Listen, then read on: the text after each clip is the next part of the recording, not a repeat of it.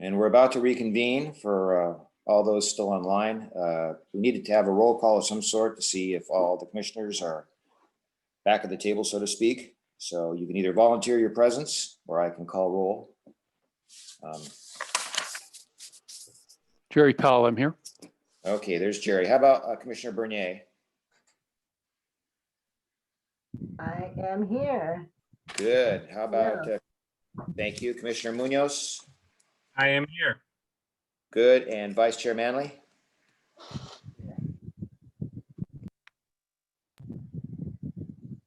I'm here. Jason, are you? Oh, there you are. Okay, good. And Director Ho, are you with us? Yes, I'm here. Okay, very good. We are now calling the La Habra City Planning Commission meeting back to order after a 10-minute break. I have to explain that I was just instructed by city staff that they were instructed by the attorneys following this proceeding that evidently the chat that's been going on in the background is part of the public record. And for whatever reason, the lawyers have said that rather than the chat being in existence, these comments need to be entered as actual comments directed to the commission. So despite what I said 10 minutes ago about chat being re-enabled, evidently it will not be. And instead, I would simply encourage you to direct whatever sentiments you might have been expressing on chat to the commission directly when it's time for the public hearings. What we're going to do first is hear from those in support of the proposed project and then hear from those in opposition to the proposed project. You'll be selected from the meeting queue when it is your turn to speak. We are expecting a large volume of calls, so please be patient as it may take some time to get to you, but everyone who wishes to speak will have an opportunity to do so. It's looking like we probably will not be finishing tonight because I have a feeling there's a lot of folks who want to speak. Again, we will assess the number of people in the queue at 10:30, but if there is a large number in the queue still remaining, we're likely to adjourn and then reconvene tomorrow. But we'll see how it goes. We might push it a bit farther than that, but it just depends how far along we get. As a reminder, emails prior to the opening of this public hearing were forwarded to the planning commissioners for review. Emails received once the public hearing has commenced will be considered after all oral testimony is completed and the chair closes that portion of the public hearing. So again, we will now hear from any callers who wish to speak in favor of this project. And will the caller remember to please identify themselves, please slowly spell out your first and last name and give your address for the record. And Veronica, if you're there and at your convenience, you can line them up and we can take the first caller.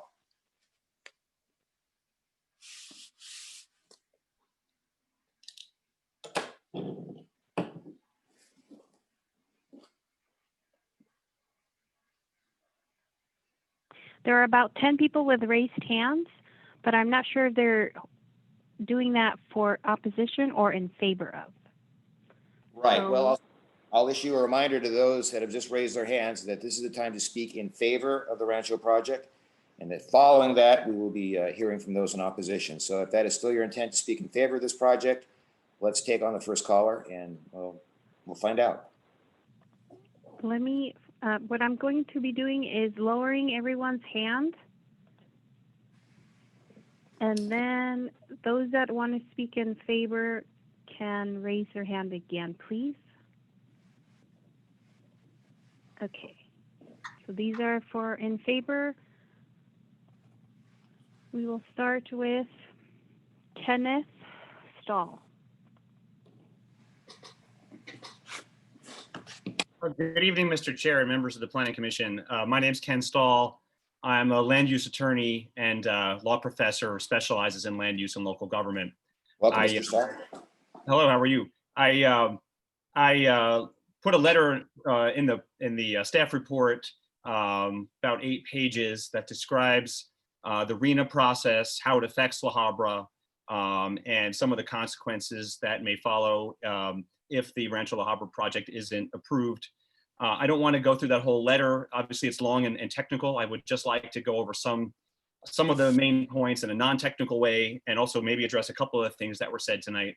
Obviously, I know it's not your practice to take questions during public comment, but I'm happy to discuss my thoughts on the project or any questions you have, outside this meeting if anyone wants to contact me.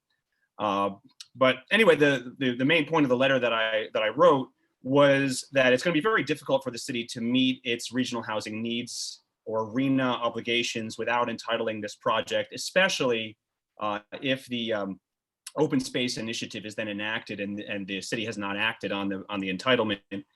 And related to that, the RENA process, which has traditionally been kind of neglected, is now a process that's very meaningful. The governor, the Department of Housing and Community Development, and the Attorney General, as well as many other parts of the state government, are now taking the RENA process much more seriously, which means that there may be significant consequences if the RENA obligations aren't met. So that's kind of the bottom line, and I just want to go through briefly some of the details. So the first piece is we know that the city of La Habra is likely to get a fairly large RENA number. The estimate right now is 803, as you heard before, broken down into 4 income categories.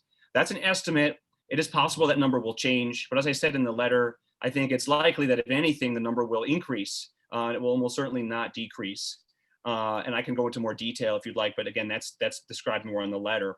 So realistically, the city should be planning for at least 803 units of housing for the next cycle that starts in October 2021. The next piece is that the state law now, unlike in the past, requires the sites that are identified to be realistically capable of development during the cycle. And one way in which that is defined by state law and by HCD is that sites that are non-vacant or currently occupied with another land use are disfavored unless there is some significant evidence that the site can realistically be developed for housing. And in this case, I'm not aware of too many vacant parcels in the city of La Habra. In the current housing element, the city only identifies 4, and 2 of those have already been built on. The other 2 were designated only to accommodate about 30 units in total. So there's not too much vacant land. And then as far as the non-vacant land in the city, there really aren't, as far as I can tell, any sites in the city that meet HCD's criteria for being realistic in terms of having development capacity other than the Rancho La Habra site, which I think we've shown pretty extensively is suitable for housing.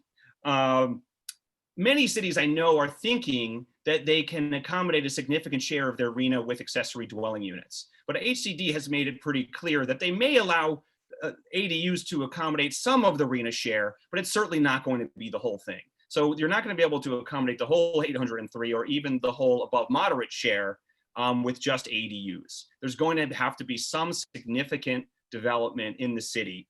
And of course, with Rancho La Habra, the entire above moderate category can be satisfied, as well as, of course, a substantial payment towards the lower income categories. Without Rancho La Habra, the city is going to have a hard time identifying other sites that are realistic. So with that said, as I said, I think it's unlikely the city is going to be able to meet its RENA obligations without entitling Rancho La Habra. So then the question is, what consequences will the city potentially face if it doesn't entitle Rancho La Habra and it doesn't meet its RENA obligations? Well, there are a bunch, and again, these are all in the letter. There is loss of significant sources of state funding. SB2, for example, is a significant source of funding for planning. The city of Huntington Beach, just for reference, estimates that they lost about $600,000 last year in SB2 funding because they didn't have a compliant housing element. And there are several other new sources of funding the state has identified under its pro-housing designation, pro-housing policies program, where it will give preference in many of its affordable housing programs to cities that are in compliance and disfavor cities that are out of compliance. There is also the possibility of losing some or all of the city's land use authority if it doesn't have a compliant housing element. In some cases, for example, in Alameda, a court enjoined the city from issuing any building permits, which meant that residents were not able to remodel their homes or their kitchens or even widen their driveways because the city was prevented from issuing any building permits until it had a compliant housing element. Of course, there's the possibility of litigation and the possibility that the city will be required to approve higher density housing under the Housing Accountability Act or SB 35 on any site potentially that is zoned residential throughout the city. Even if it's zoned low density residential, it may be required to permit higher density housing. So those are all consequences, and there's some others detailed in the letter that could happen if the city doesn't meet its or doesn't have a compliant housing element, which means, in other words, it doesn't meet its RENA obligations. The last thing I just want to say very quickly, of course, I understand that there's, some discussion about possibly kicking this decision until after the initiative is voted on. But the problem with that strategy is if the initiative passes and then the property is unable to be rezoned without voter approval, then the city cannot have a compliant housing element, almost certainly, without somehow withdrawing the voter initiative. This is exactly what happened in the city of Encinitas, where the city was found by HCD to have a non-compliant housing element because of a voter initiative. And the city had to actually sue its own residents in order to have the initiative declared invalid before HCD would certify Encinitas as being in compliance with its housing element. So that's a pretty dire consequence that the city might face if it allows this project to go down the road towards the initiative process. So for all of those reasons, I would encourage you to recommend the approval of the Rancho La Habra project so that the city can be well on its way to meeting its RENA obligations. Thank you for your time. Thank you very much, Mr. Stahl. Fellow commissioners, I'm not going to roll call all of you on every single speaker. So if you do feel compelled to ask a question of any particular speaker, please just interject. But if I don't hear anything immediately. Andrew, Darren, I'd Yes. like to ask a question. Sure, go ahead then. Chairman, Mr. Kenneth, you didn't state whether you're a resident of La Habra. Are you a resident? I'm not a resident of La Habra, no. Okay, and then you're talking about meeting the requirements. How many years do we have to meet this RENA requirement that just came out? So it's a 9-year planning cycle, but the housing element has to be compliant for the entire cycle. So you have to have enough capacity for 803 units for the entire cycle, starting in October 2021.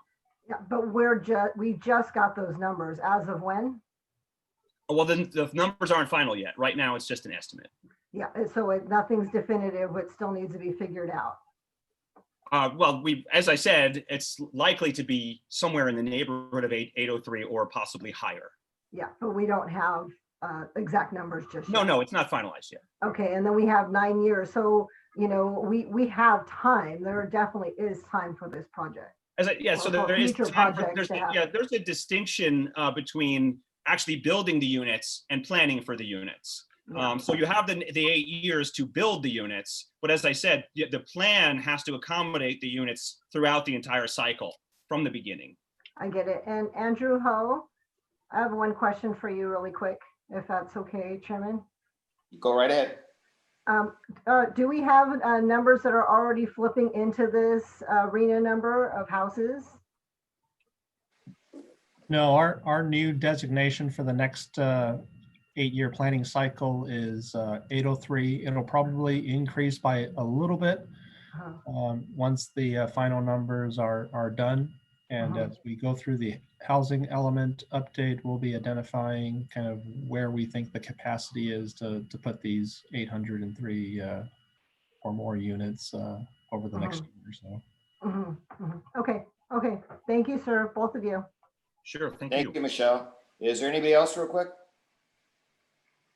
Not hearing anybody. So Mr. Stahl, once again, thank you very much. Thank you. I appreciate your time. Of course. And Veronica, next caller, please.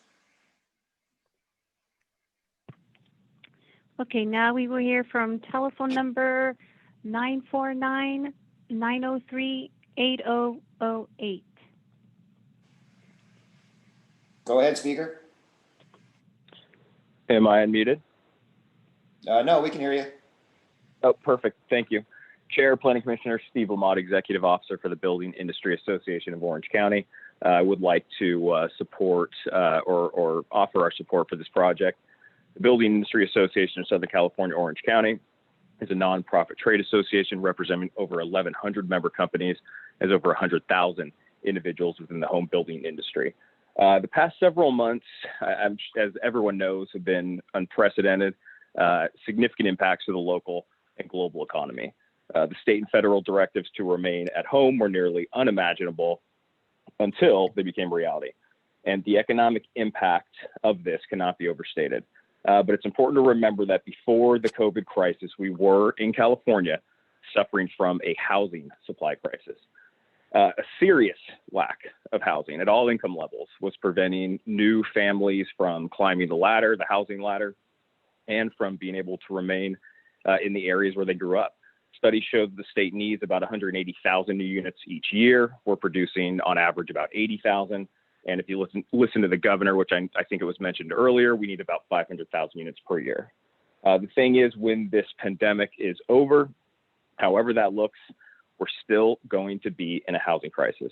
And so we are excited to see the city of La Habra leading the way through this time with a great staff-supported project of much needed units for the city of La Habra.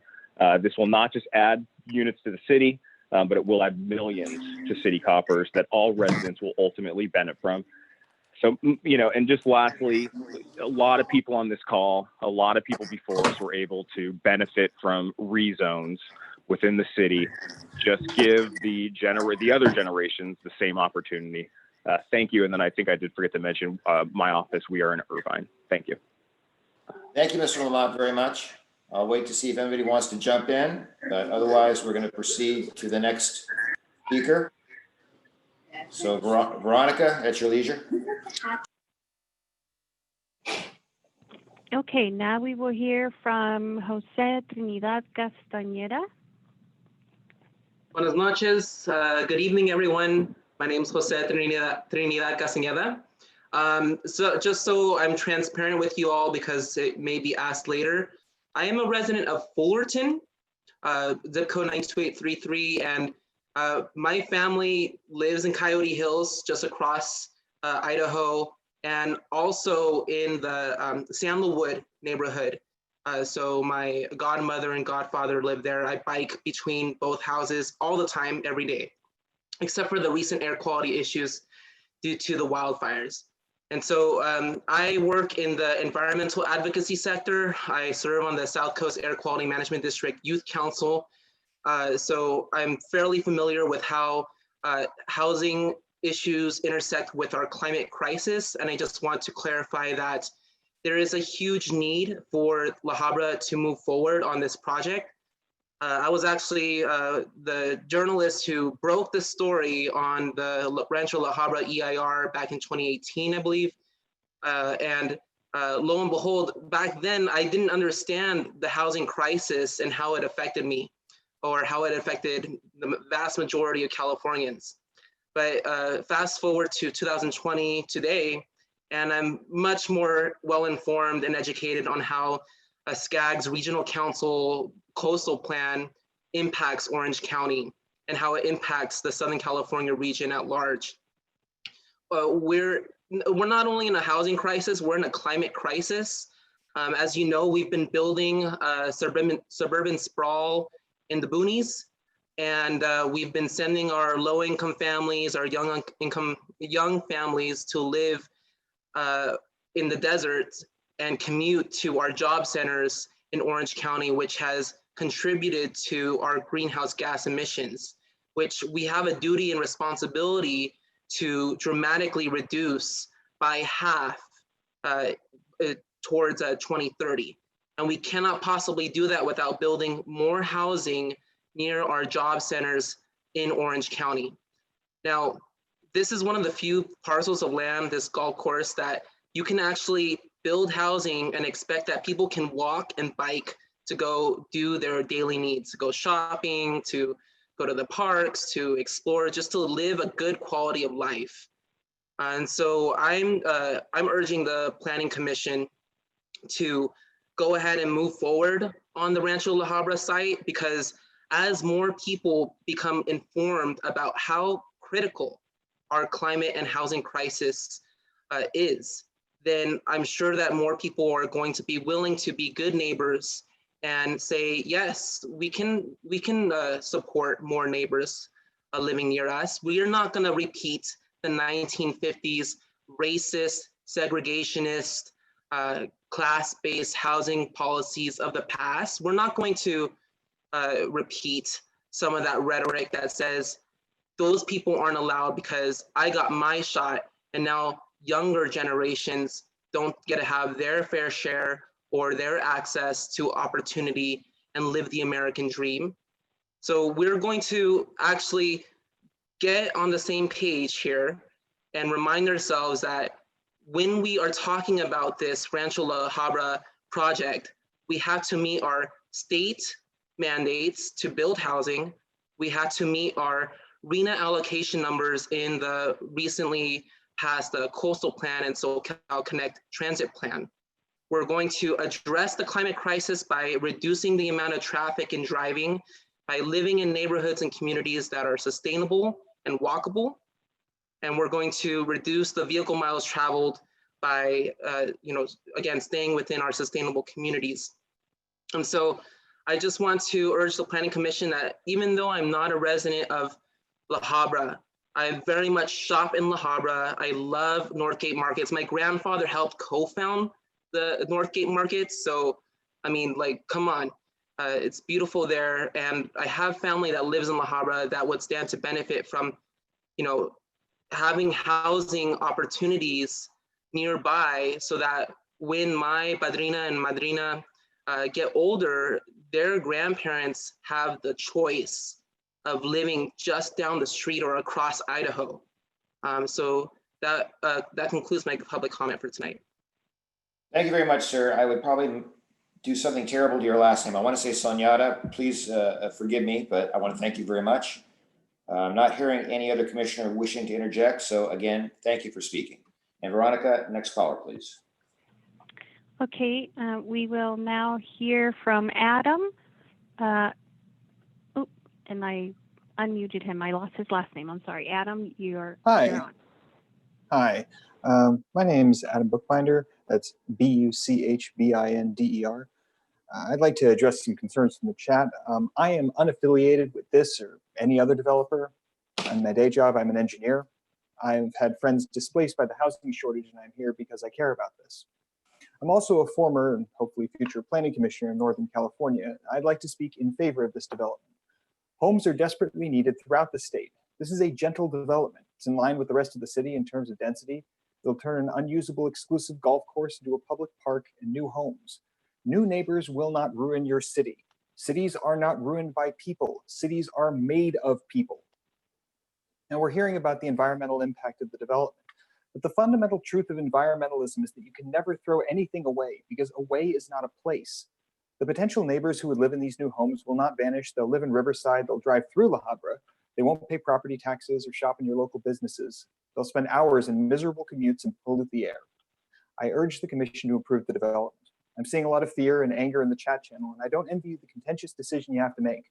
But the current residents didn't destroy the city when they moved into their single-family homes, and the new residents won't destroy it when they move into their single-family homes. Thank you for your time.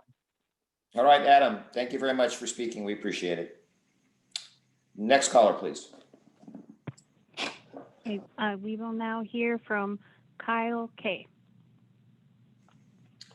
Hey there, I'm Kyle Kelly. I'm actually an affordable housing advocate. One concern for me with the project, even though I am calling it support, is that honestly, this would be an ideal site for you to be building multifamily housing. It's right up against other commercial area, and then you'd be able to have additional park space. At the same time, I'm sure a lot of people are really happy with the gentle density that's there now.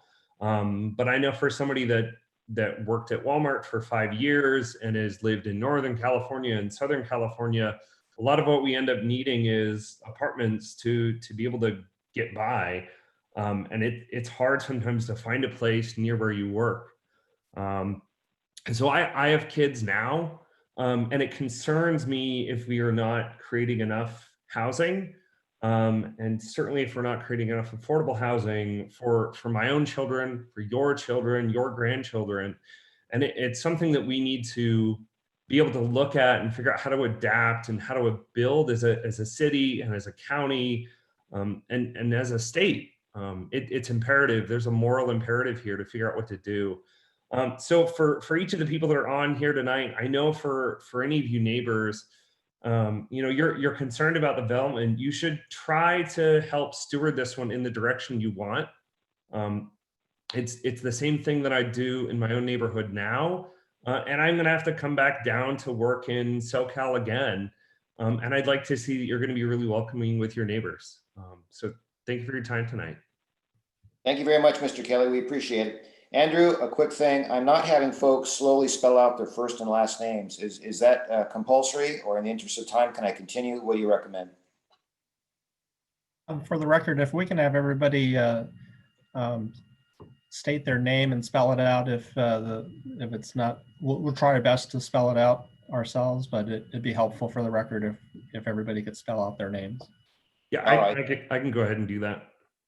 If you would, thank you, sir. Yep, my name's Kyle Kelly. So that's K-Y-L-E. Last name Kelly, K-E-L-L-E-Y. Thank you again, Mr. Kelly. Thank you. Next speaker, please. Okay, we will now hear from telephone number 310-384-0556. Go ahead, speaker. Can you hear me all right? Yes, we can. Excellent. Hello, everyone. My name is Adam Wood with the Building Industry Legal Defense Foundation. Thank you for the opportunity to comment. We're the legal division of the building. Please spell your first and last name, sir, if you would. Of course, Adam Wood, A-D-A-M-W-O-O-D. Thank based you. out of Irvine. Thank you. Thank you. Comments limited in scope. I know we heard previously a little bit about RENA. I want to expand on that a little bit more. They touched on 803 units. That is very likely to go up. I know that in the past, RENA requirements have been something a lot of cities have looked over, perhaps glazed over. It's lacked teeth for enforcement. That has dramatically changed over even just the last year, and more is coming down the line. You don't have to take my word for it. I strongly suggest you chat with staff about the impact this is going to have on your community in the coming weeks and months. I know there's a little bit of a back and forth. I just wanted to make sure it was clear that you have to have the planning done within the next year. So although the 803 isn't finalized yet, it should be very shortly. And then you have until next October to update your housing element to reflect that. So time grows short, and there's a great opportunity here with Rancho La Habra to address a huge chunk of housing that is very desperately needed within the community. Sacramento has gotten very serious about this housing crisis. A couple of years back, they passed further legislation that enables the state to come down very hard on cities that are not compliant. It's a long process. I don't want to get into all the details here, but you can be fined between $10,000 to $600,000 per month when you're out of compliance with your housing element requirements under state rules. So we would love to work with La Habra to make sure that you guys are able to chart a path to success. Let's not have the state come down with a heavy hand on you guys. I think you've got a great opportunity in front of you tonight, and hope to be able to partner and work with you guys going forward. Thank you very much for the chance to share that. Thank you very much, Mr. Wood. We appreciate it. And the next caller, please.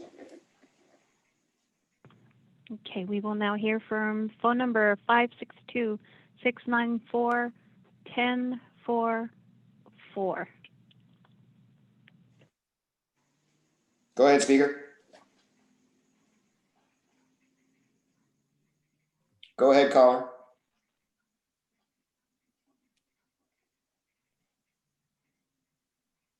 Okay, hearing none.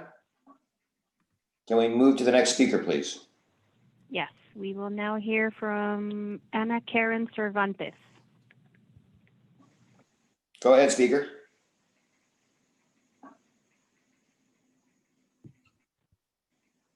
Just to confirm, Veronica, we wouldn't be experiencing any kind of technical difficulty, would we? Not that I can see on my end. Oh, there she is. Hi, sorry, I think, sorry, I stepped away from my computer for a second, but if it's still my turn to speak, I just want to say my name is Ana Karen Cervantes and I live at 1016, oh, sorry, before I spell my name, A-N-A-K-A-R-E-N, last name Cervantes, C-E-R-V-A-N-T-E-S. I live at 1016 East 3rd Avenue in La Habra, and my family has lived here in La Habra for over 13 years, and I am here tonight to express my very strong support for the Rancho La Habra project. There are a lot of reasons that I very much believe that this is the right thing to do, but the most urgent are the closely related reasons, as an earlier speaker spoke about as well are the facts that we are in both a housing crisis and in a very severe environmental crisis.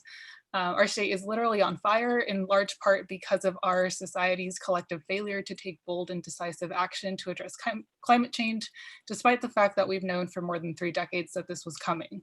The heartbreaking fires and terrible air quality that we have all been struggling with for over a week now are really just the beginning of what is to come if we continue to cling to the status quo. And they're also the direct result of, in part, our collective refusal in this community and across the state to allow for the construction of enough housing at all income levels, including missing middle housing like Rancho La Habra, that would allow for more people to live closer to where they work, which in turn would make it so that people don't have to drive as far in traffic or be as car dependent, and thus be able to live more environmentally friendly lifestyles. As a result, housing costs locally and across the state are now out of reach for too many working and middle-class Californians, including young people like me. I grew up here in La Habra. Like I mentioned, my family has lived here for more than 13 years. I went to Washington Middle School and Sonora High School, and then to Stanford before making the decision to come back to this community because I genuinely believe that it is a good place to live and a place that has immense potential to be an even stronger and more vibrant community if we make it possible for more people to live here and help it thrive. I urge the Commission to approve this development and take advantage of this very unique opportunity to demonstrate strong regional leadership and embrace our responsibility to build enough housing. If we really want to claim that La Habra is a caring community, we should be welcoming of all of those who would wish to live here. And when this golf course is eventually turned into housing, whether it is with this project or with the future one, I am certain that the demand will be overwhelming and that all of the people who come and live here are going to be fantastic members of this community. Thank you for your time. Ms. Cervantes, thank you very much. We appreciate your comments. Next speaker, please. Okay, we will now hear from Elizabeth H. Go ahead, caller. Yes, good evening. My name is Elizabeth with a Z, Hansberg, Hansburg.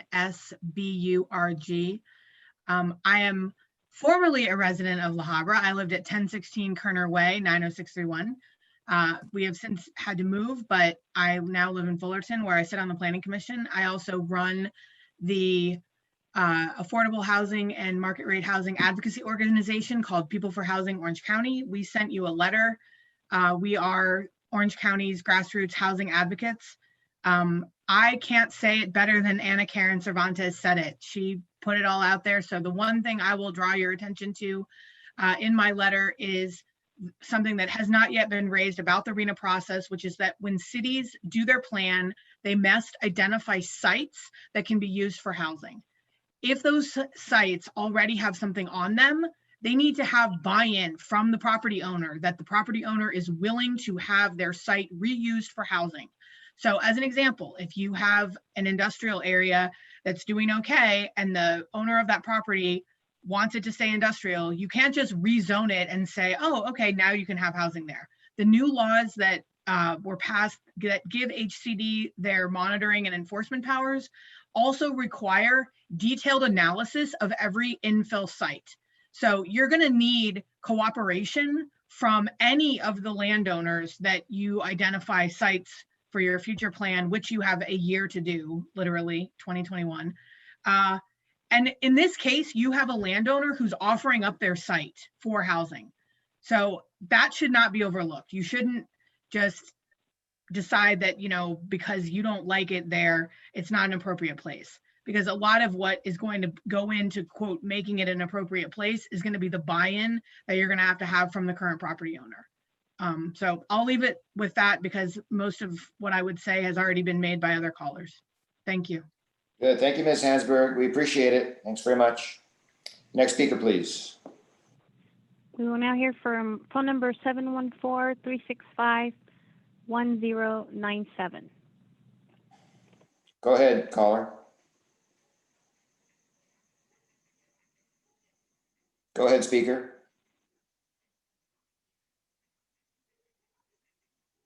All right, I'm hearing no response. So let's move on to the next caller, please. Max Guinness. Go ahead, caller. Thank you. Mike Guinness, Ghenis, and I live in Oxnard. I have no connections to Lennar or any developer. I'm actually an economist. I work for a nonprofit that researches poverty. Poverty is explained primarily by two factors: income and housing costs. And despite California's high incomes, our high housing costs have made us the highest poverty rate state of any state in the country. And that includes the highest child poverty rate. I think this is a total scourge on society we should eradicate. That's from the US Census Bureau from every year in the past decade, and all the evidence demonstrates that these high housing costs are the direct result of our 3 million home shortage. I'm also a lifelong Californian, and I've seen many others who've grown up alongside me here forced to leave because there aren't the homes for them. The kind of homes in this development are the kind of homes that could keep people here so that they can remain by their families, raise their own families in La Habra like many of you have. And finally, I'd like to emphasize that we are in a historic recession. Many Californians are in dire economic straits and would benefit from the work this would create, both in construction and in the businesses that would have a place in mixed-use development. These homes are virtually identical to those in the neighborhood, and by providing jobs and homes, they would address the two most important factors in reducing poverty. So I hope you'll approve it. Thank you. Thank you, Mr. Skinnis. We appreciate it. Next speaker, please. Richard Nordsiek. All right, go ahead, speaker. Hi, Richard Nordsiek, last name Nordsiek. I do live in La Habra, specifically in the North Hills area. Been here for almost a year. It's a great city. We're very happy here. We relocated from Anaheim. I work in Fullerton, so I literally drive through La Habra. I do support the project, more so by default, because of all the reasons described. Something's going to have to go there. And I think this is one of the best ways to use that and to solve the problems compared to very high density housing. In Fullerton, I was on another, because of where I work at Morningside, I was in another meeting with the Fullerton Commission Planner, and they were approving a very high 3 stories housing that was very, very dense. And I think that's what we do not want in La Habra, but something's gonna have to go there to help do these requirements. So I do think the commission should approve it. My only recommendation is, considering the size of the development, I think the developer, I think there's room and more money on the table for public benefit. So I do think that that should be looked at. I think Michelle brought up some very, very good points amongst with others about how I think there could be more public benefit for La Habra. Thank you. All right, Mr. Nordsiek, thank you very much. We appreciate it. Next speaker, please. Okay, we will now hear from phone number 562-694-1044. Go ahead, speaker.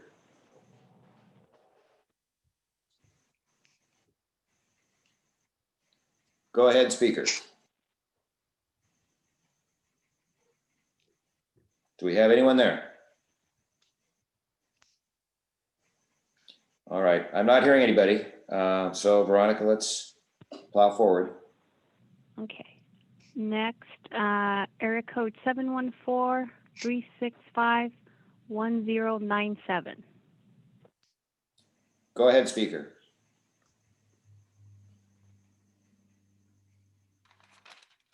Go ahead, speaker. Yeah, good evening, everyone. My name is Rene Jimenez, RENEJIMENEZ, and I live on 740 South Euclid Street. I am not in favor of this project.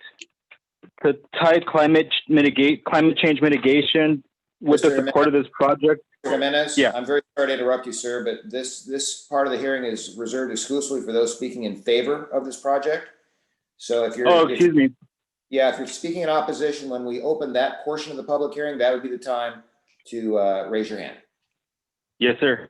All right, sorry, thank you. Veronica, next speaker, please. Next speaker will be Mindy Greenberg. Go ahead, speaker. Hi, can you hear me okay? Yes, we can. Great. My name is Mindy Greenberg. I live in Oxnard, and I'd like to strongly share my opinion that this project should move forward. We are in a severe housing shortage in California, and now is just not the time to say no to housing projects. And in a lot of cases, people will give arguments that it's doesn't fit in with the culture of the community, or it's just not architecturally I don't know, what have you, insert X. And in this situation, there's just really no reason to say no. It fits in beautifully with the community. And I urge you, especially during this time where we're heading into a recession, to approve this project. Thank you. Thank you, Ms. Greenberg. We appreciate it. Next speaker, please. Okay, we will try 562-694-1044. Go ahead, speaker. Buenas noches. Mi nombre es Juana Cervantes. Soy residente aquí en La Habra desde hace 13 años.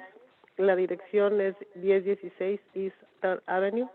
Definitivamente apoyo el proyecto Rancho La Habra. Excuse me, miss. Is there someone in staff who might want to explain to the speaker that we have commissioners and others who may not be able to speak Spanish, may not be able to. Okay, I'm going to do my best in English. Okay. Oh, my name is Juana Cervantes. I'm resident here in La Habra for 13 years. I definitely approve the Rancho La Habra. This is a beautiful place. I grow up my 3 kids, and I understand that it's a great opportunity for them and for others than like them to build the future. And it is, I don't speak too well English, but I try to do my best. But definitely, I am in favor for this project. Okay, Ms. Cervantes. And also, I would just like to add to this record as part of this comment that I think it's shameful that the city and that this commission has not made translation services available so that participating in this public process is accessible Whoever to right now a is broader range of I will issues. instruct staff to mute that comment, please. All right, and if Mrs. Cervantes can still hear me herself, again, thank you very much. Next speaker, please.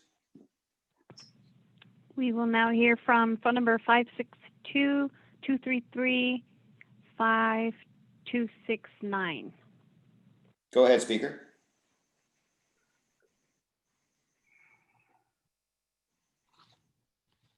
Go ahead, speaker.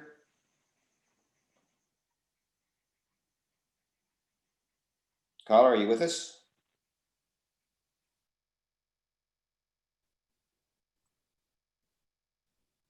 All right, not hearing anyone there. Shall we move on? Veronica, next caller, please. That is it for speakers in favor. Okay, very good. Now is the time for anyone who wishes to speak in opposition to the proposed project. Please press *9 now and wait to be recognized. And you know the protocol, I would hope by now, and that's to spell slowly your first and last name and your place of residence. So with that, would you please give us our first speaker? Okay, the first speaker will be Jessica Esqueda. Hi, my name is Jessica Esqueda. First name Jessicca. Last name Esqueda, Esquueda. I live at 530 Chestnut Street here in La Habra, and I wanted to make 3 points in opposition just for consideration for the commission. The first one being schools and education. So I know that we were presented a few facts stating that with the increase in residents would also be increase of enrollment of students in schools. I just want the commission to consider that during these uncertain times that enrollment of students would put a lot of stress on our educators only because of the virtual learning and hybrid learning, although these students wouldn't necessarily be enrolling anytime soon. As we transition to possibly reopening schools or moving into further virtual learning and hybrid learning, I want to ensure that the city of La Habra would be providing resources to our educators and our school if that has been a consideration as part of this project. The second point would be with our police department and law enforcement.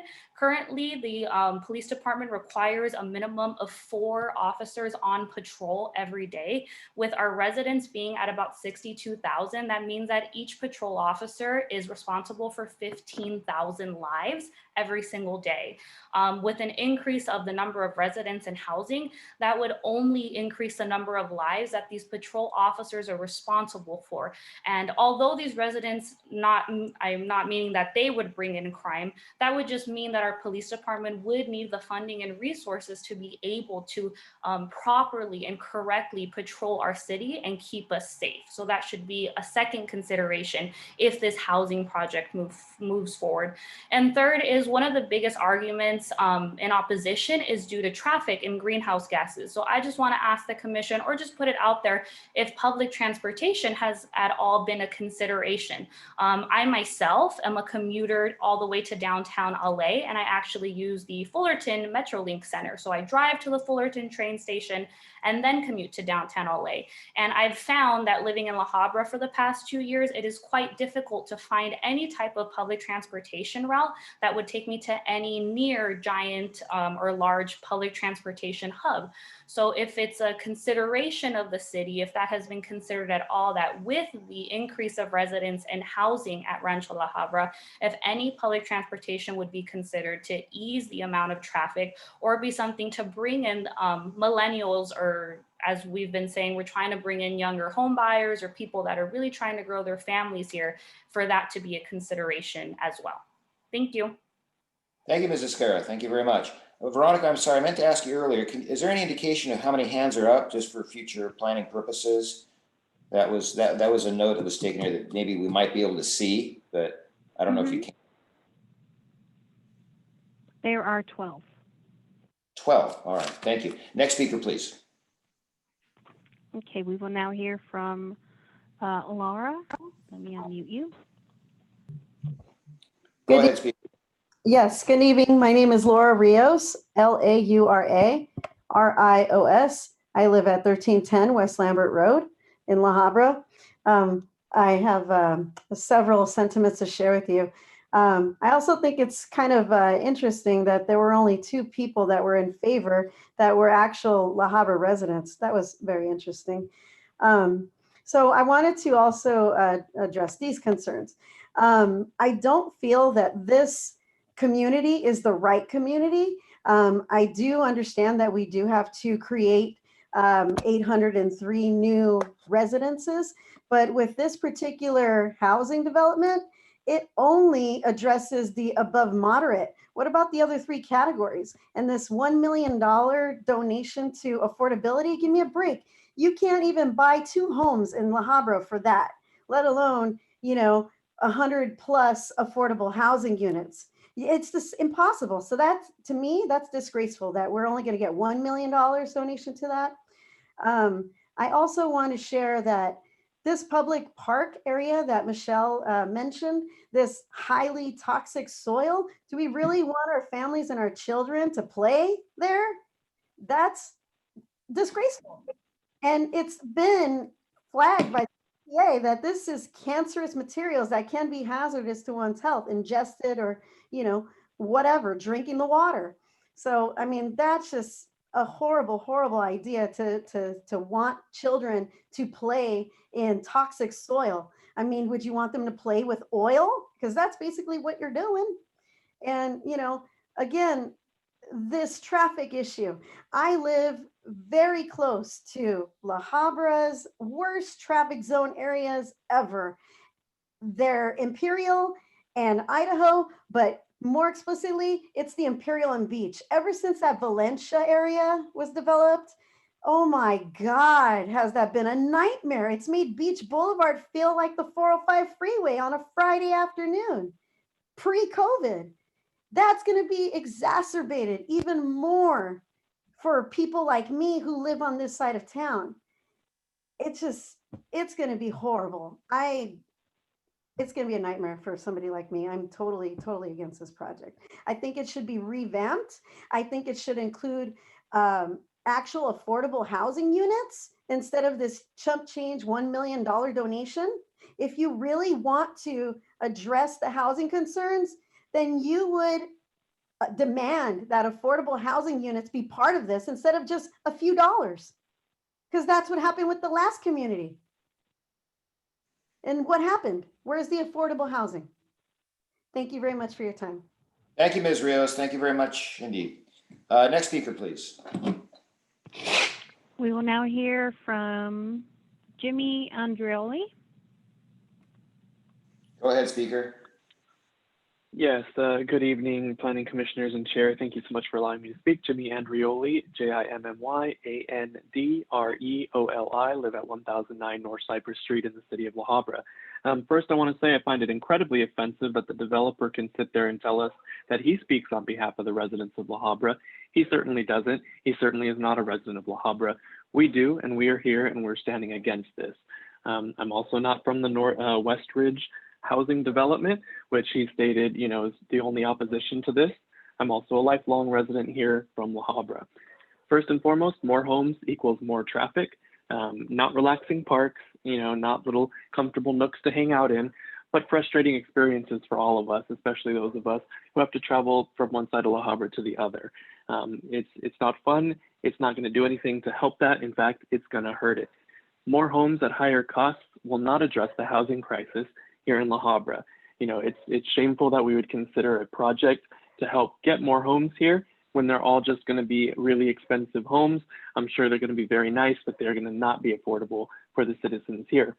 I really urge the Planning Commission to really think twice about this and stand up for the people of La Habra rather than the developers. Thank you.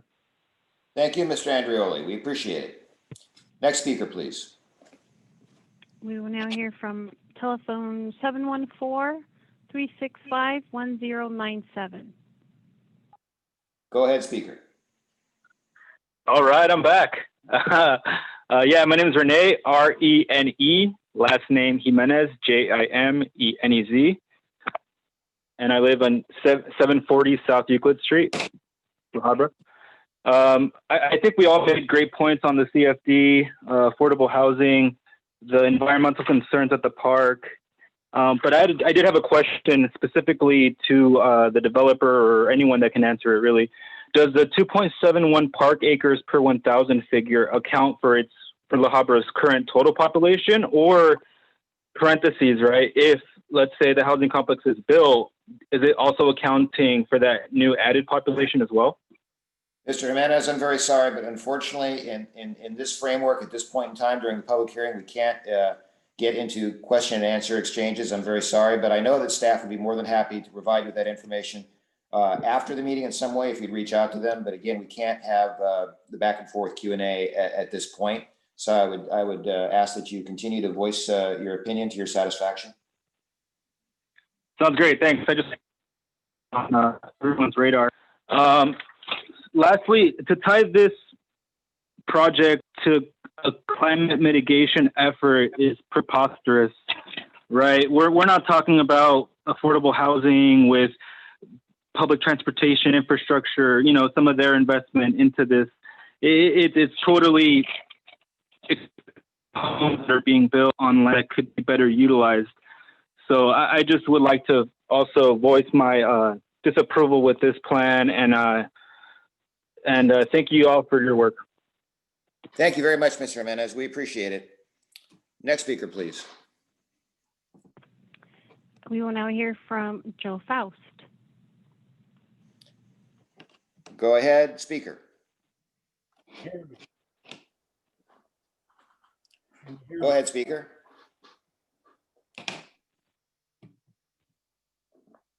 I believe it's Mr. Faust. Go ahead, sir. All right, I'm hearing no response, Veronica. Let's move to the next. Hey, Darren.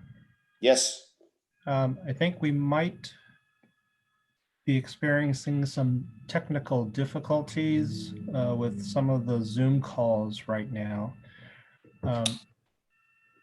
If you are on the phone, to want to address the commission, please press *9. And if you're on the computer viewing the Zoom meeting, there should be an icon somewhere to raise your hand.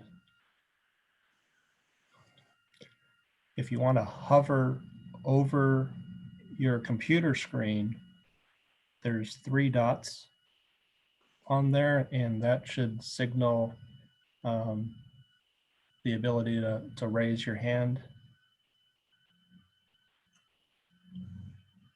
And so I'm going to put that out there for the audience, see if we can, if that resolves the technical issues. Video on the start video. All right, and Veronica, if you do reacquire the previously lined up speaker, I believe it's Mr. Faust, let me know. Okay, I'm going to, Mr. Faust, if you're there, go ahead. I'm here, and I've been here all evening. Go ahead, sir. First and last name, please, if you would, sir. Spelled out. My name is Joe Faust, Joefoust.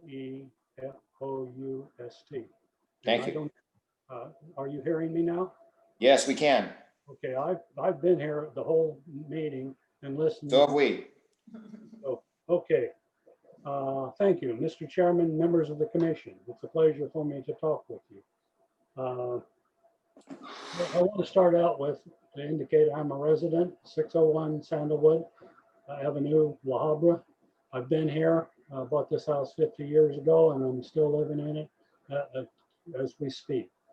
I have a little problem to share with you, and that is that as a resident of Sandalwood, I checked with 8 of my neighbors to find out if I did not receive any of the official notice, and to find out if they did. And none of us, there's 8 of us I know of that did not receive it. Now I would like to thank Mr. Michael Plotnick and Mr. Andrew Ho, because they have all along kept me informed of what was going on.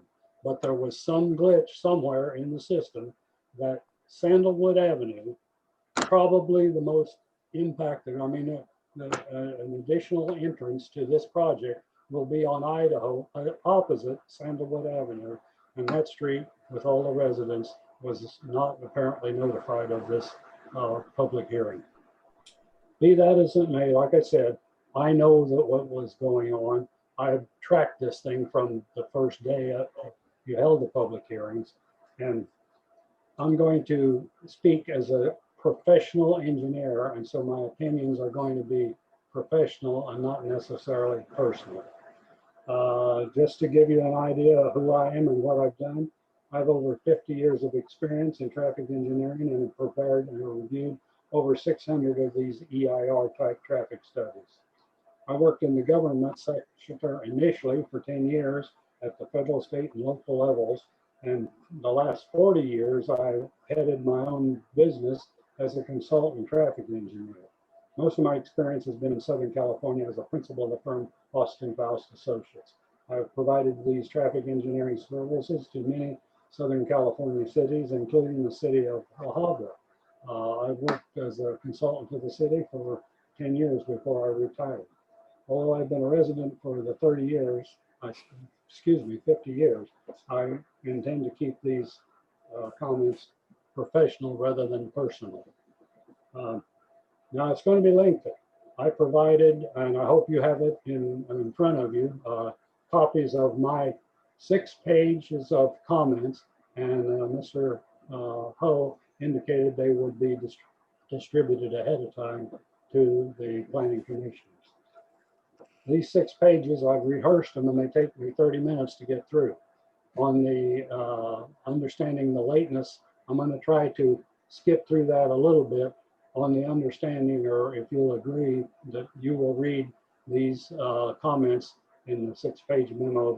Mr. Faust, if I'm going to interrupt just for a second, I want to assure you that I recognized your name when you first entered the queue, because all of us received your commentary and every one of us read it very closely. So I mean, I would just say that there may not be this compulsion to necessarily repeat every single element of that, because again, I guarantee you that all 5 of us read every word of your letter, but please continue.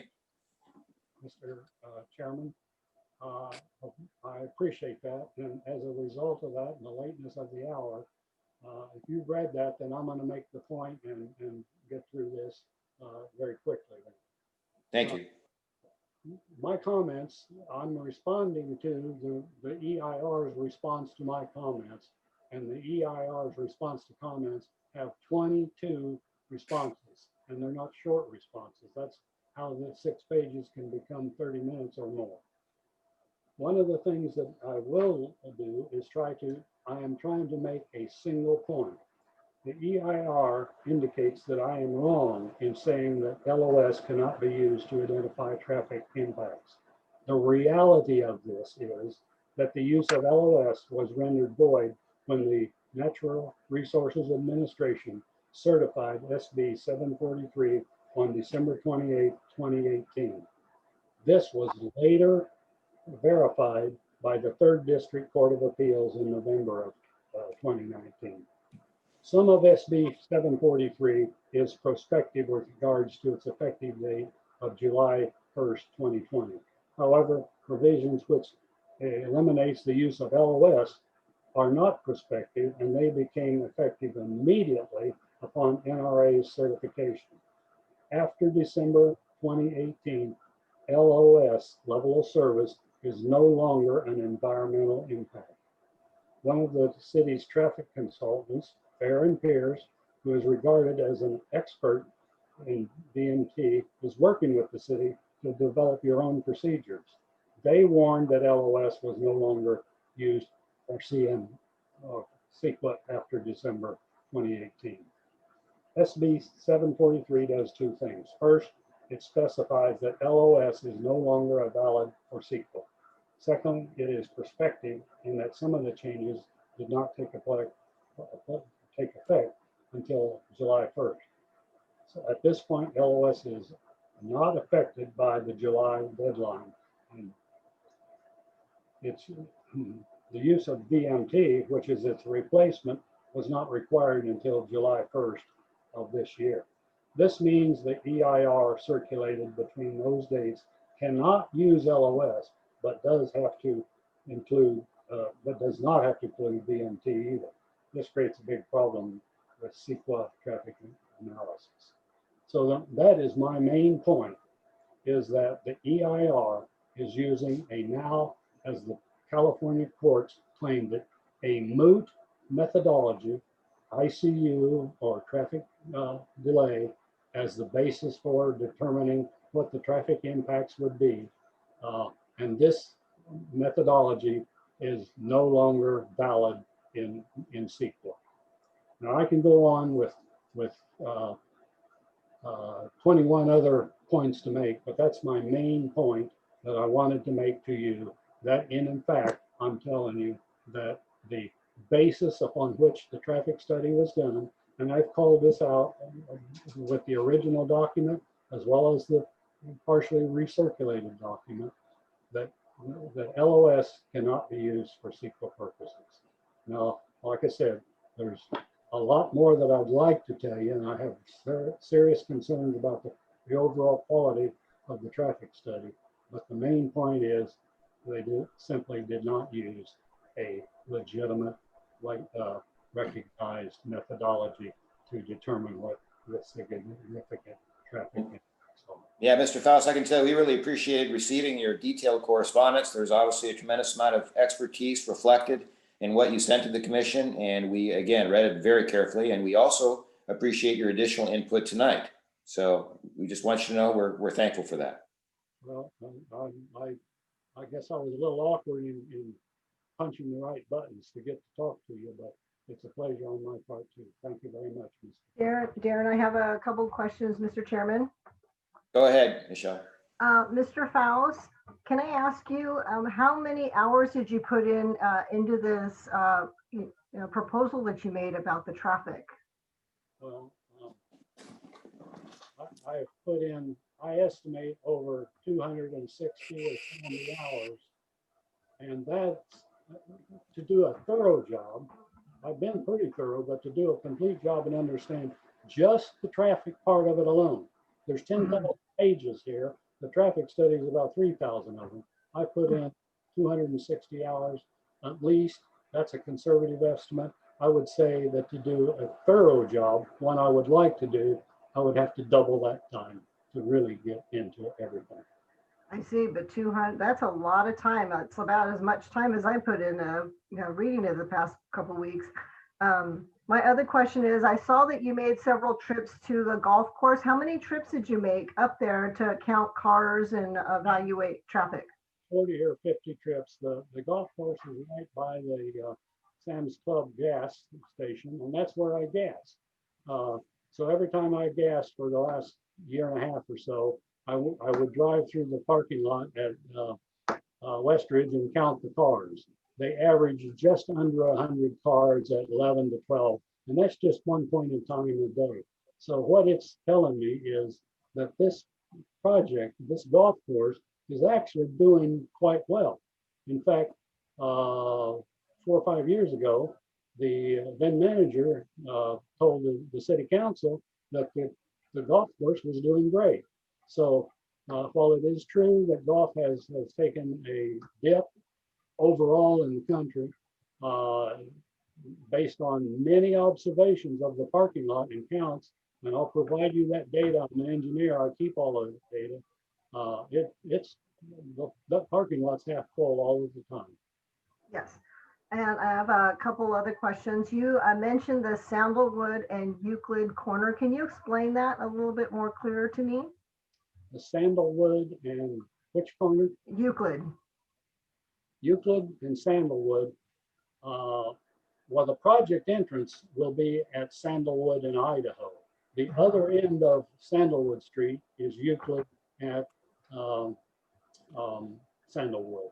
And that's a kind of a cut-through traffic. Sandalwood is kind of a cut-through traffic for all the congestion that occurs on Imperial Highway. A couple of the speakers referred to that, and I indicated I can't believe that the traffic has gone down, as the EIR says, on Imperial and Beach. I've driven it every day for 50 years, and although during this pandemic, I have seen a significant reduction. That's not typical of what it's been the last 3 years. As far as the intersection of Sandalwood and Euclid, again, that is, Sandalwood is used by the traffic, the school traffic, to get to Imperial and the elementary school. So it's heavily congested, you know, in the morning when they go to school and in the evening when they're picked up. So that's, but my main reference was really to the project is proposing one of its entrances directly opposite Sandalwood Avenue at Idaho. Yeah. Yeah, and then in your document too, it states that there's 2 streets that are said to be cul-de-sacs. What are those streets again? Well, if you just look at, there's Patwood, there's Walnut, all of those streets. In other words, you can get out on, there's a signal at Montwood, and there's the intersection at Sandalwood where you can get out or into that neighborhood. But the traffic study indicated that the only way you could get in and out of what I think is your area, I think you live down there. I do. The traffic study addressed your street as a cul-de-sac, and you couldn't get out as the way you do now. Yes, Patwood is definitely not a cul-de-sac, and Walden is definitely not a cul-de-sac. There's definitely traffic that's going to run straight through these streets. And that's acknowledged. And in fact, the EIR claims that the capacity of Sandalwood or any residential street, yours included in this, is 6,000 cars a day. That's ridiculous. The city has a neighborhood traffic management program, traffic calming we call it. And if any street had, any residential street had anything approaching 6,000 cars a day on it, there would be an NTPS traffic calming effort to slow down that traffic and reduce the volume. Exactly, exactly. And I really appreciate the time that you put into this. I've read through all of it several times over. I think you have very valid points to the traffic. And you also mentioned an agreement between Caltrans and neighboring cities. Can you explain that a little bit more? Yes, this is the mitigation that's proposed here. It's based on the use of LOS, which I said is my main point, is no longer valid. But even the mitigation, if you disregard that and say, okay, these other intersections, Caltrans intersections, and some of those with Fullerton, with Buena Park, and with La Mirada are impacted. The EIR says the city of La Habra has no agreement with those cities to use the mitigation. So essentially, it's just declared, the CEQA declares it a unmitigatable impact because there's no agreement, and the city of La Habra cannot ensure that those mitigations will be implemented. And so I'm just saying that it's essentially the mitigation doesn't happen because there's not an agreement. And so the way things normally work is that the developer who would have put up money for that, it would be forfeited and just returned to him when the cities can't reach an agreement. I provided some alternative agreement methods to avoid that, but right now the CEQA EIR simply says that since there are no agreements, then these mitigations just are just forfeited. So I call it a free ride for the development.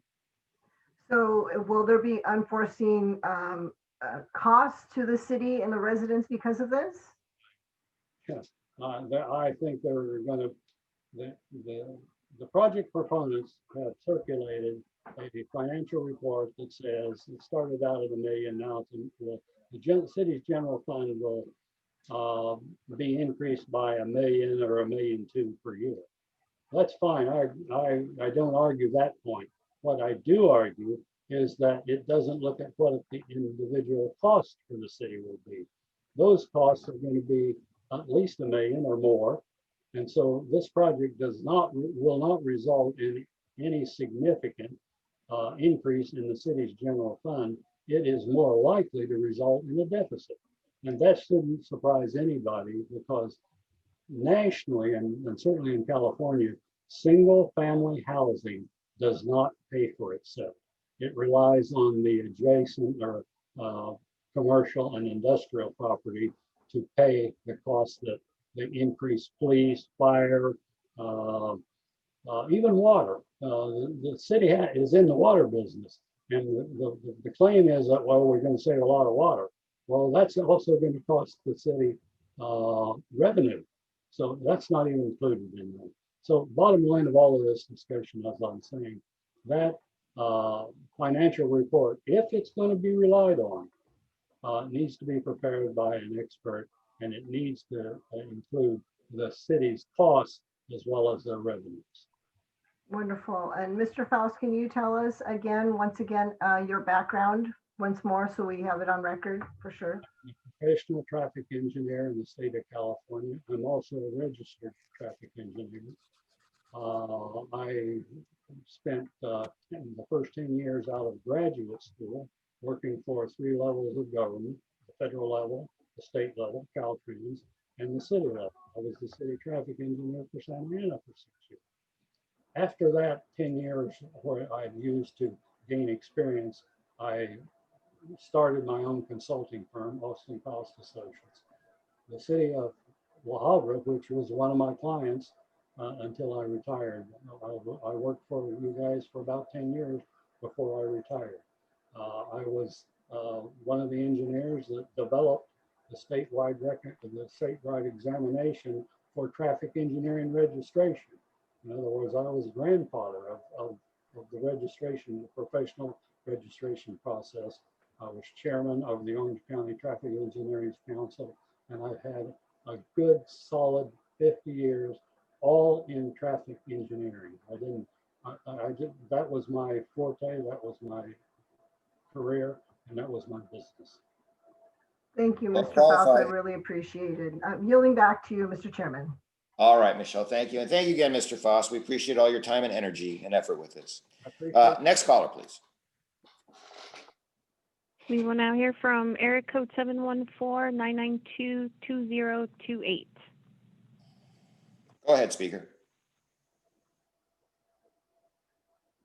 Go ahead, speaker. All right, I'm unmuted now. I'm Jim Kress, Kress, 300 Glenwood in La Habra. I've been a resident here for 62 years. I've seen a lot of changes happen in La Habra since then.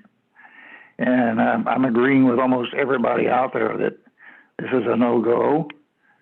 The traffic, for one thing, is like the previous caller admitted, that Sandalwood is just a cut through. And anyways, traffic is too bad already. There's the people that live in La Habra can't afford to buy the houses they're going to build. They can't afford to buy the houses that are here now to start with. That's about mostly what I got to say, I guess, about it. Just don't care for the idea of the significant impact of on the intersections of 31 or 32 street intersections going to be impacted. It's bad enough as it is now. Plus, we're going to have another couple thousand cars on the road. Okay. All right, Mr. Kress. Thank you very much. We appreciate you. Thank you. Thank you. Bye-bye. Next. All right. Next caller, please. We will now hear from Benjamin F. Go ahead, speaker. Hello? Yes, hello. Hi, thanks for taking my call. I would like to open on the Your statement first and that last I name, appreciate. please be so kind as to spell out your first and last name. Yeah, Benjamin, Benjamin, last name Fan, Fan. My opening statement is that I appreciate what residents such as Joe Foss has done. It's fact-based with his professional opinion based, along with Commissioner Michelle Bernier's her statements and questions to the builder. I know we can't answer the question, but I'll keep this short. The first thing I have is, are all of the commissioners who will vote on this are homeowners of La Habra? If you guys can't answer that, please get back to me at a later time. And the follow-up question to that is, if overwhelmingly the community disagree on this project, would there be an alternative for public vote? The questions, so that's my questions. Now I'll go to my statement so you guys can answer that later on. Yesterday I have emailed you guys regarding a fact that I have pulled from city data, that over the last 5 years, property crimes has been increasing in the city of La Habra. So I am not sure whether that is because of the increasing in residents, but I would like for the city to find out. Along with the next point is the traffic congestion part. I think many of us have expressed our concern already, so I'm not going to get into it. One thing I haven't heard anybody said is the overcrowded from the retail center, more specifically, for example, at the Costco. I've been here 5 years. I own multiple homes in the city as I see a fit to live here in long term with my kids and my wife. And that's why I continue to invest in the city. But going to Costco the last few years, I have personally experienced the overcrowded issues. I'm in finance. I don't have a 9-to-5 job. So whenever I go there from the regular business hour, I constantly find that is an issue. So I'm also assuming that has to do with the recent development and the city population expansion. Another thing, I have spoken to the La Habra Police Department regarding the car noises at nighttime. It seems to be more frequently as well. And again, that is a question I have for you guys, whether or not it's due to the fact of population increase. When it comes to the affordable home initiative, affordable home that Lennar has alluded earlier. I just want to let everybody know that coming from a finance background, I have colleagues that bank Lennar and provide financing to them. From what we know as a bankers, that for builders in the last few years, it's always more profitable for them to build more luxury homes than affordable homes. So because Lennar is a public company, they are responsible for their shareholders. They ultimately care more about their bottom line than anything else. Of course, they do build enough affordable homes, but I wanted to put on record that the intention to build more luxury home is more beneficial to the firm. And then earlier, one caller has mentioned that the individuals have alluded the fact that they are for the project. I find it, odd that majority of them aren't the city residents, if not homeowners.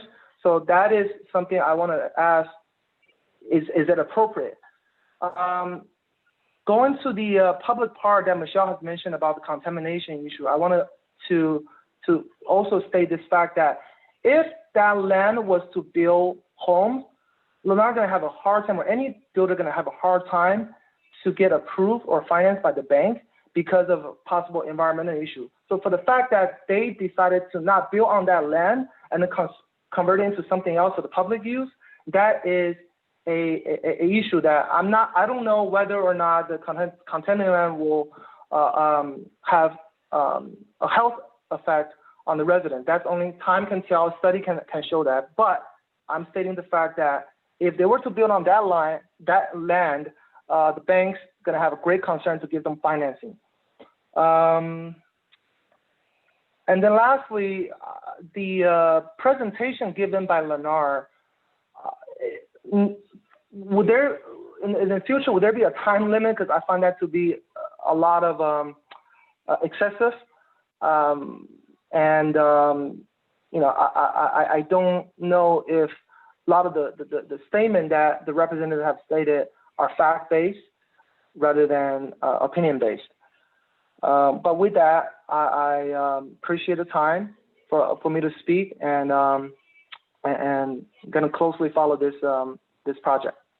All right, Mr. Sand, thank you very much. We appreciate all your input. I know you asked about 5 or 6 questions. Unfortunately, the format of the public hearing isn't such that we can address these questions one by one, but I would ask you please to email any and all these questions to Director Ho, to city staff, and I can assure you that you'll get responses on all those issues. But again, thank you very much. Next speaker, please. We will now hear from John Shardlow. Good evening, honorable planning commissioners. Thank you for your time this evening. I'm a land use lawyer. I do represent Save La Habra. We did write a letter, but my comments tonight. All right, I'm sorry, sir. Just real quick, first and last name, if you would be so kind. Yeah, no problem. John, Jon, last name Shardlow,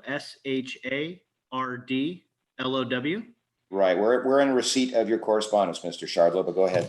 Great, thank you. Yes, we did write a letter. I'm not going to address anything in that letter tonight. I hopefully my comments will come off as objective, because they are. They have nothing to do with our comment letter, but some of the comments that were made with respect to the RHNA obligations of the city. Frankly, these RHNA scare tactics are quite laughable. The RHNA allocation does not require cities to allocate open space to residential. If the city didn't have any discretion, we wouldn't be here today. Of course, the city gets to determine the future growth of their city, how fast it grows, where proper housing tracks should be, the density, and so forth. Yes, Sacramento has initiated laws that make it a little bit more difficult, but not with respect to property that is zoned open house. I don't want to demean anyone's qualifications here. Clearly, there's a lot of educated people, but everyone that's told you about RHNA today is basically practicing law without a law degree, without a license. And Mr. Stahl, who came up and lectured this planning commission on what RHNA means, and if you don't do what RHNA supposedly means, that someone's going to sue the city. he's been practicing law in California less than a year and a half. So I would just look at any comments that saying you don't have a choice here, you don't have a discretion, don't listen to your residents, be scared of litigation, as they should be rejected and looked at with skepticism. And unfortunately, this is a pattern with this developer. This developer on this project on 3 separate times has threatened to sue the city. I've never seen anything like it. So, the case that's cited in Encinitas, it's actually not. It's against the rules to cite. It's an unpublished case. It's a trial court decision. It's completely distinguishable. And so, all of this arena scare tactics, I would hope that you would go back to your special city attorney and get an objective opinion and not listen to people that, quite frankly, do not know what they're talking about, or worse, do know what they're talking about and are trying to scare this planning commission for making its own decision. So I would just request that the planning commission listen to the residents, analyze the impacts that are included in the EIR. And again, your vote should be on the merits and not with litigation in mind. Thank you very much. Thank you very much, Mr. Charlo. We appreciate it very much. Thank you. Next speaker, please. We will now hear from call-in user 6. Go ahead, speaker. Go ahead, speaker.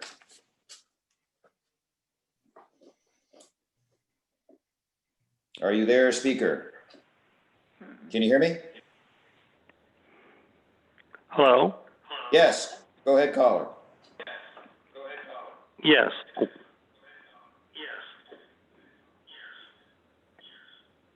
Hello? Yes, we're here. Go ahead. You can speak now. This is Dr. Ed Reichs. Could you please Is it my turn? Please. Yay or nay? Could you please spell your first and last name for us, if you would be so Sure. kind? EDREICKS. All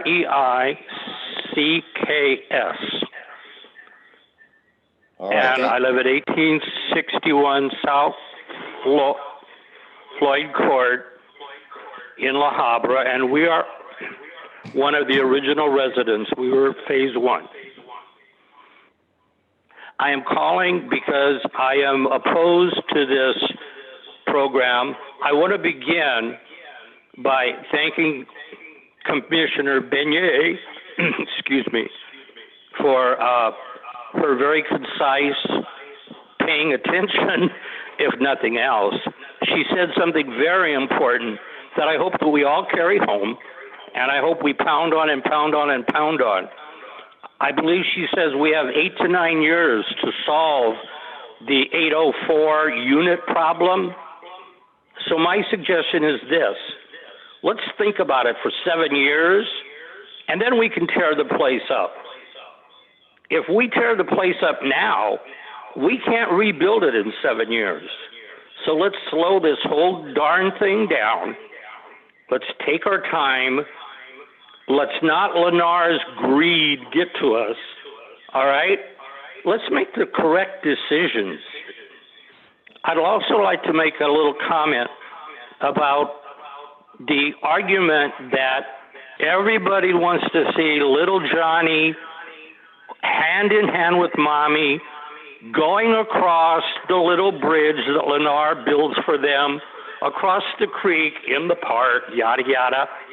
I've been told that if this thing passes today, they will not be able to sell the first home for 6 years because it's going to take them that long to destroy the golf course. It's going to take them that long to dig up the oil wells and recap them. It's going to take them that long to build the houses. Well, little 8-year-old Johnny will be 14. He'll be a freshman at La Habra High School, and he'll be looking for Mary's phone number, not mommy's hand to walk across the bridge. So I think we got to put some reality into this.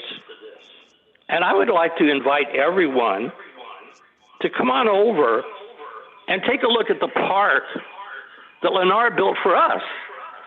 Okay, because we got a park too. It is right on the corner of Idaho and Reasoner. It is surrounded by a gully that if children fall in it, they can die. It is also right off of Idaho Street with no gate or no fence. It also has no toys, no swings, no slides, certainly no little white little bridge for people to walk across. We have 400 houses and we got this little skimpy park. Do you think they're going to do anything any different for these new homes? Also, I'd like everyone to take a look at our guard shacks. We have beautiful guard shacks that they built for us. They've never been opened.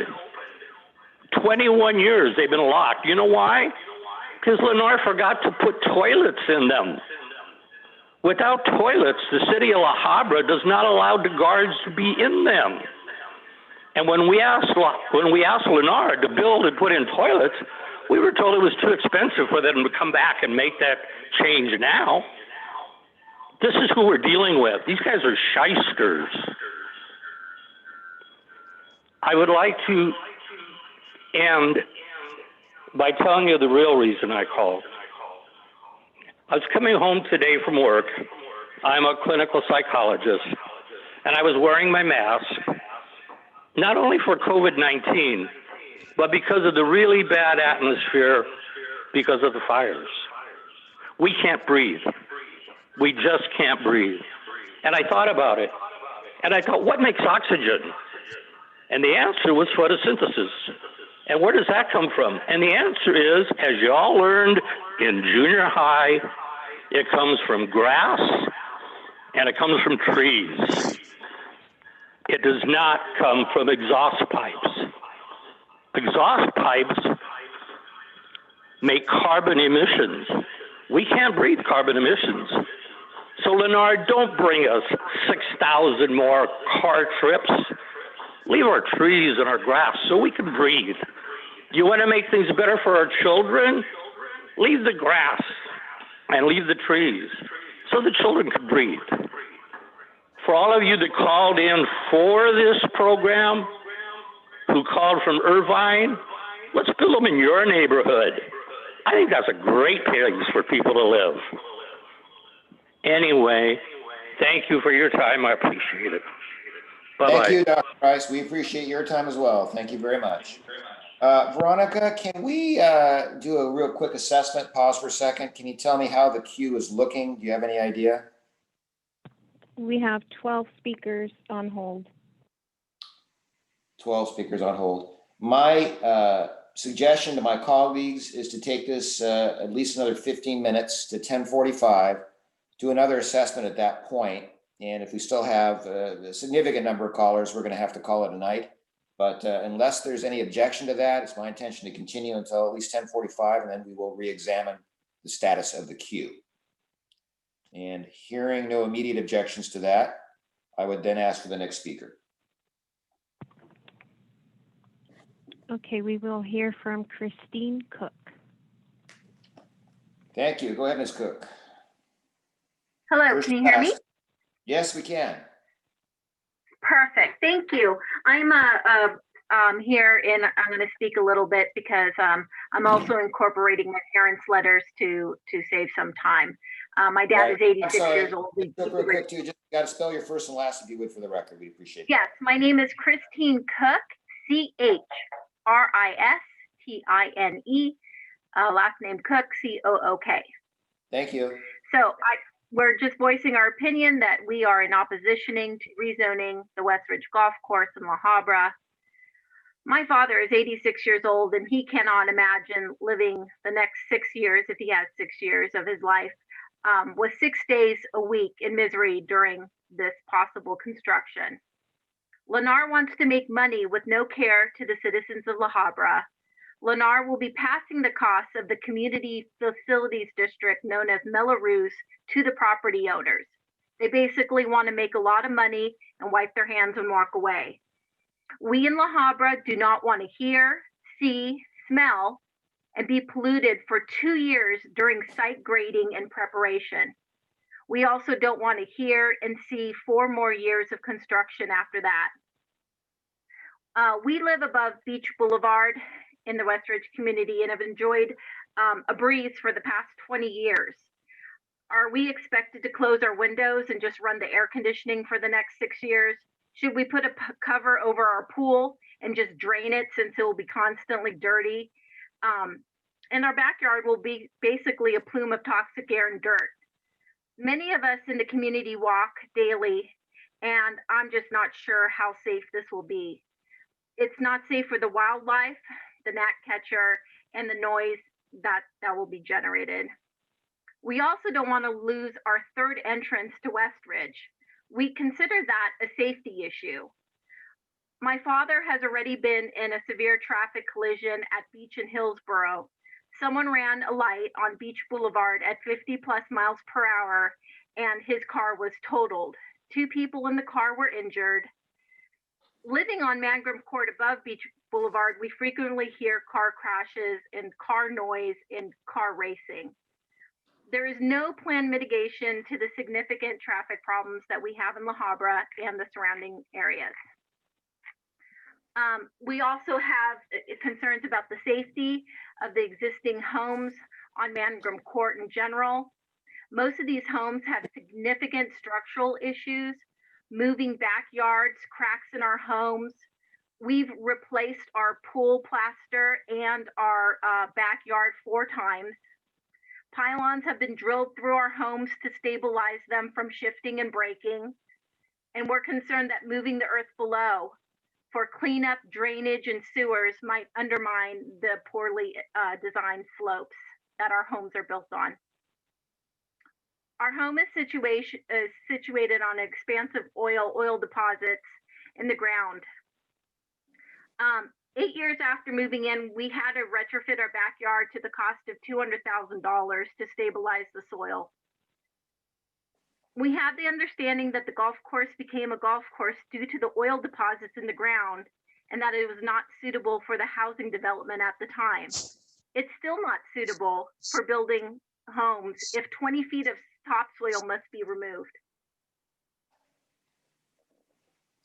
Is something wrong? Can you hear me?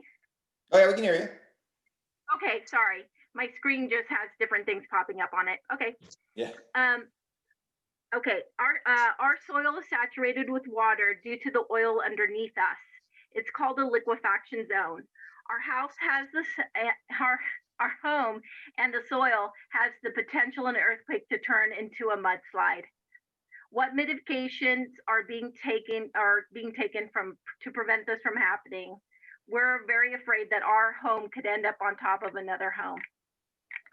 We also have some concern about sorry. It's okay. Our current resources in the city. La Habra had 2 days of very high heat about a week ago, and so many homes lost power. First of all, I find this unacceptable, and I'm just thinking what would have happened if there were 1,100 more homes in the area. And the reason why I mention 1,100 homes is because that is West Coyote Hills in Fullerton, their homes added to the possibility of our homes. I already feel that we have problems with our water quality in La Habra. And I'm honestly wondering why the water department constantly has to flow the water out of our fire hydrants up in Westridge.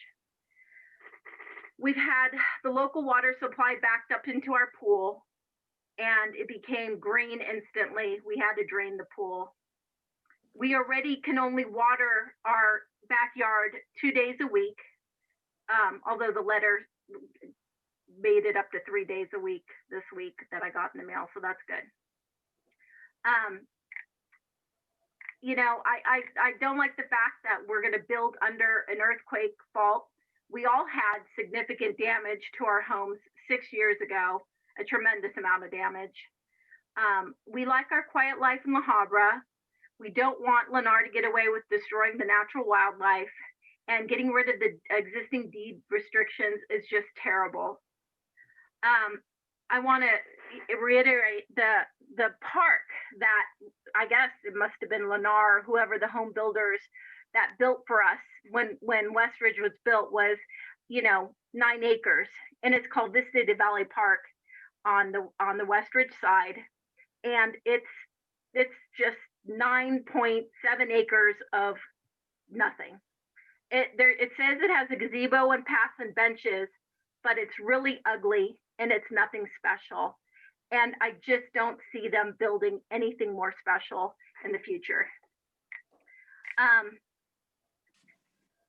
I'm afraid that they're going to change their mind and build not commercial and a lot more apartments or townhomes along Beach Boulevard because homes make money. And also, I'm not happy to read in the development agreement, Lennar would like to retain the development rights for 15 years. So for 15 years, they can further develop or overdevelop as they see fit. And then once it gets to be about 15 years old, when everything starts to break, they just want to walk away from it and let the city, or I guess the HOA, pay for everything. I don't like the fact that they have a CFD to fund all the infrastructure and pass off all the costs to the residents or possibly the city, or who knows, because there's no answer tonight that we really got to that. I have issues with the soil management, grading, utility trenching, and excavating the soil. The soils have petroleum in them, and they are contaminated. The project site was an oil field. It's not compatible with residential development. Disturbing those soils will blow contamination all around our area, including our backyard, for years. The area was once a Superfund site.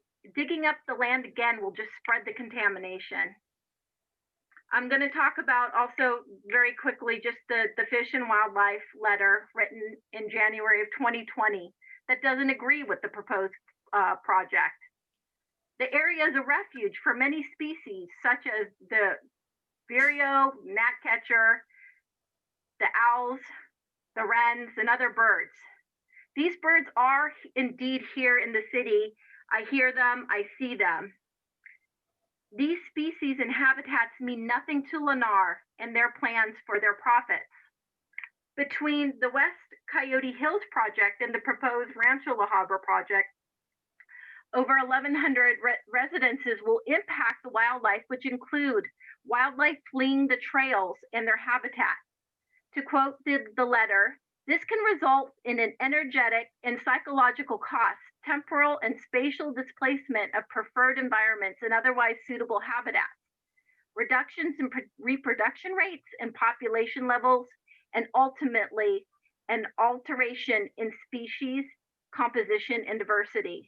The impact of passive trail use and recreation will further exacerbate the amount of open space available to the existing wildlife resources and will be decreased about 300 acres. The open space of our area has the largest concentration of gnatcatchers, and this is their critical habitat in Southern California. They are an endangered species. There's actually signs posted around our community saying not to disturb these birds, that they are endangered. The West Ridge Golf Course contributes to maintaining those gnatcatchers in this population. That whole deed restriction was made to keep these birds alive. There are no plans for mammal movement between the project sites. I guess Lennar thinks the mammals will just move over to Idaho and move on the streets like the cars do. I don't really know. There isn't an appropriate fire management plan. There's no mention of a defensible space for fires. Look at the amount of wildfires currently on the West Coast. I just don't understand how any of this is a good idea. They also speak about night lighting will increase the predation risk to the birds, and night lighting will disrupt the daily behavioral patterns of the animals. Not only to mention, it'll probably disrupt the people living around the project as well. Basically, I'm afraid of the loss of quality of life. Right now, during the pandemic, we were fortunate to have some open space, some green trees, some fresh air to breathe. It really helped us with the quality of life. If Lennar constructs home for 6 years, we will have little quality of life as retirees or other people working from home. I know because I've had this experience. I lived in West Hills off of Idaho when Westridge was built. It was very loud. We were always covered in dust and had many different rodents invading our home. Also during that time in 1999, my dog got very sick. In 2000, my next door neighbor got a dog and that dog became very ill as well. My dog was an 85-pound Weimaraner and my neighbor's was an 8-pound Pomeranian. They had nothing to do with each other, yet they both got the same skin conditions and needed treatment. I truly believe it came from contaminated soil, and you will not convince me otherwise. Again, I work from home as I have for the last 8 years, and I cannot imagine listening to construction, beeping, hammering, and those annoying grinding noises for 6 years, 6 days a week. I already have my own allergies and problems with my lungs. I have chosen to live in a less dense and cleaner area. The new construction will significantly pollute the air with traffic, construction, diesel exhaust, and a higher population. Those odors will fill the air from the underground methane, fuel, and other biology in the soil. Westridge has much more significant air movement than the other communities. I garden in my backyard. My entire yard is a garden for my vegetables, my herbs, my flowers. Will the toxic soil blowing around be safe? Will I have to keep my windows closed for 6 years? I just purchased a whole house fan a year ago to save electricity and naturally cool my home. But I guess I'll just have to not use that because I can't be sucking toxic dust into my house and my lungs. My cat likes my backyard. Will she become sick? She likes watching the birds and the wildlife. With the noise and the construction, will my cat run away? Will she be injured? Will she become sick? Will the birds all go away, destroying our habitat that our association dollars have been protecting for the last 20 years? Of course, there's traffic problems, but I've said enough. Thank you for the time. And please really think about the project, vote no, and know that those letters were not from our citizens. Thank you. All right, Ms. Cook, thank you very much for all the time and effort you invest in this project. We appreciate it. Next speaker, please. Next, we will hear from April Sandoval. Go ahead, speaker. Hello, I would just like to say that the people that If you would please, I'm sorry, but if you would. yes, my first name is spelled April, April, like the month. Last name is Sandoval, Sandoval. Thank you. And I live on 2611 West Pendleton Lane, which is the Hillsborough community. And I am just west of Beach. So the impacts of building by the golf course will be enormous, both environmentally for my family and housing in our area. The noise pollution, we will be significantly impacted by that. And I'm wondering if noise pollution was even a consideration given when all of this, talk about, the benefits to our community was considered. I'd also like to talk about the speakers who came from Oxnard, who discussed the benefits of building in our communities, and yet they know nothing about our community. They discussed affordable housing, yet I didn't hear affordable housing being a benefit or being something that was a priority for Lennar. I heard inclusive community. The gentleman from Fullerton said people are moving east because they cannot afford homes in our area, and we're marginalizing lower income and young people. Yet you hear because of COVID, people are choosing to move east and go out to new communities because they cannot live in crowded areas that they come from in the inner cities and in the downtown areas. So doesn't make any sense to me. Those folks that spoke in favor of this project have no idea what the impact is going to be on our community or what our community is even like.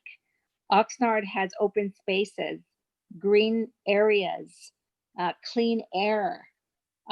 It's a huge concern. We're going to be building more housing, and yet it's going to have huge impacts on the health of our families and in our just environment, and what it's going to do as far as displacing the animals that will be coming in to our communities, like the rodents.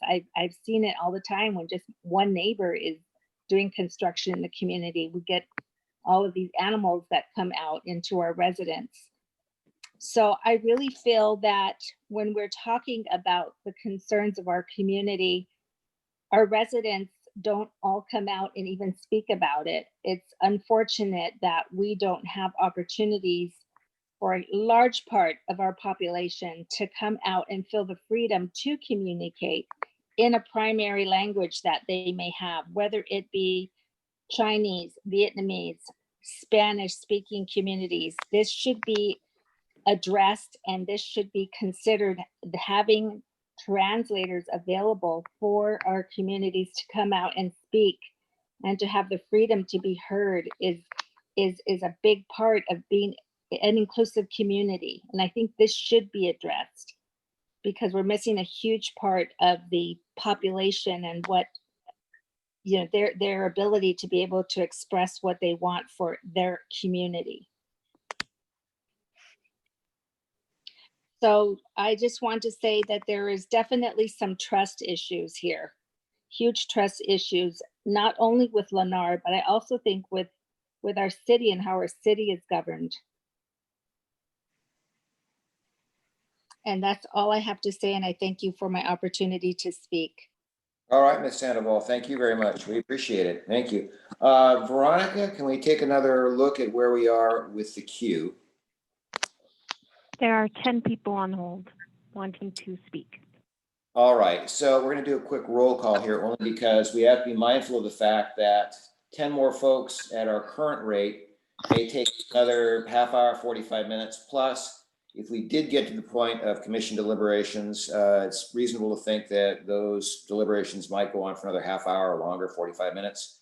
So what I'm going to suggest maybe is that we take it another 15 minutes at this point. And then if we don't have a very bright light at the end of the tunnel, that we will then adjourn until tomorrow night. But I need a yay or nay from the commissioners for that proposal. So let me ask. Chair, if I could just also, Chair, if I could just add some additional information as well. I know there are also Sure. written comments that still haven't been submitted to the Planning Commission. So you might want to take that into consideration as well. Comments that have been received in between, you know, the packet that Right. you received and the opening of the public hearing. So that there's that, in addition to offering the developer an opportunity to rebut the comments that have been made. So there's that time frame as well that the commission should consider. We don't have that as part of the agenda, the developer rebuttal. Is that something new, or how did that suddenly appear? Well, that's generally something that's done during public hearings. It's a right a due process right afforded to property owners. So when they have they have a property right, and they're seeking to entitle that property right, they have they make their presentation to the Planning Commission. The public certainly can speak on it, and then the developer is afforded an opportunity to rebut as part of the due process. Right, and there are these received emails, which I know from previous discussions could be summarized, but may need to be read verbatim. So now I'm rethinking that. With all this in mind, I'm thinking that it's probably better to adjourn and to start fresh tomorrow at 6:30. As much as I'd like to finish, I just don't think we're going to do it, certainly before midnight at the very earliest. So are we all in concurrence? Let me ask Commissioner Bernier. Thank you, Sarita. I agree. I say we go tomorrow. All right, and Commissioner Powell? Yes, tomorrow. All right, and Commissioner Munoz? Yes, tomorrow. And Vice Chair Manley? Yes, tomorrow. And so All right, Chair, very if I could just, if that was that a formal motion to continue the public hearing and the item to a specific date and time tomorrow at 6:30? You're right, Sarita. I was just make a- doing a roll call, but you're right. It does. I know it should be a formalized motion. Would it be acceptable for us to add that language at this point and say, yes, that was a motion, and then ask for a second? Would that be okay? Yeah, that's fine. I would say you made the motion. I made the motion. So do we have a second for the motion? I'll second it, Darren. All right. So then it's thank you. And that was Vice Chair Manley giving the second. So now it's all in favor. And I'll say Commissioner Bernier, Aye. Commissioner Powell, Yes. Commissioner Munoz, Yes. and Vice Chair Manley. Yes. All right. So based upon that, we will now stand adjourned and we will resume to a date. We will continue this hearing technically to a date certain, which will be tomorrow evening at 6:30. And I see here too that and correct me if I'm wrong, Andrew, but the meeting ID and the passcode will remain the same. Is that correct? That's correct. Very good. I'd like to thank everybody. I'd like to thank my colleagues. I'd like to thank staff for what's been a very long night and a tremendous amount of work on your part. I'd like to thank every member of the public tonight for their willingness to get involved and to affect the future of their community.